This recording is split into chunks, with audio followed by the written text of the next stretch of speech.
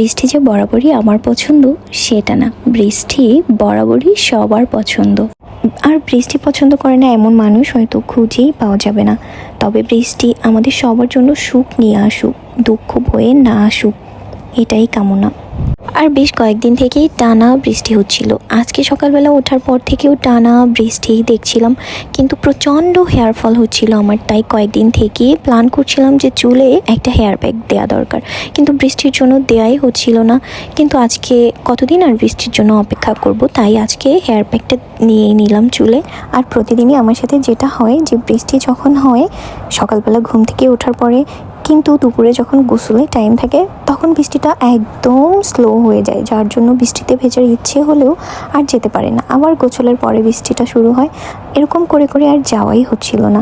তো আজকে যেহেতু চুলে হেয়ার প্যাক দিয়েছিলাম, গোসলও লেট করেই করব, যার জন্য আজকে বৃষ্টিতে ভিজবো। কিন্তু এই হেয়ার প্যাক নিয়ে কীভাবে, আর হেয়ার প্যাক ধুয়ে যদি যেতে যাই তাহলেও তো পসিবল না, একবার গোসল করে আবার বৃষ্টিতে ভেজা।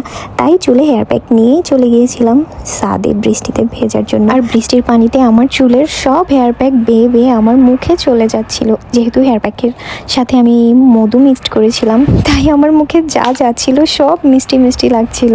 মাম্মি আমাকে দিয়েছে বৃষ্টিকে কাকা হচ্ছে হচ্ছে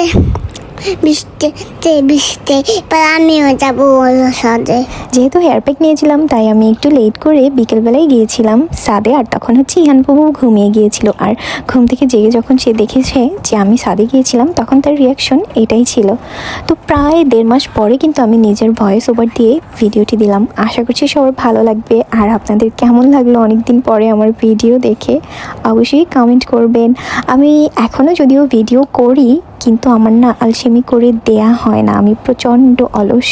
টাটা, আসসালামু আলাইকুম। আর এই যে নিচে ছাদটা দেখতে পাচ্ছেন, ওটাই কিন্তু আমাদের বাসা। আমার বাসার বারান্দা থেকে আমি প্রায় যে ছাদ দেখাই, ওটাই কিন্তু আমাদের সেই মিনি ছাদ। আর এই যে ওই পাশে ওইটা হচ্ছে খ্রিস্টানদের চার্চ। তো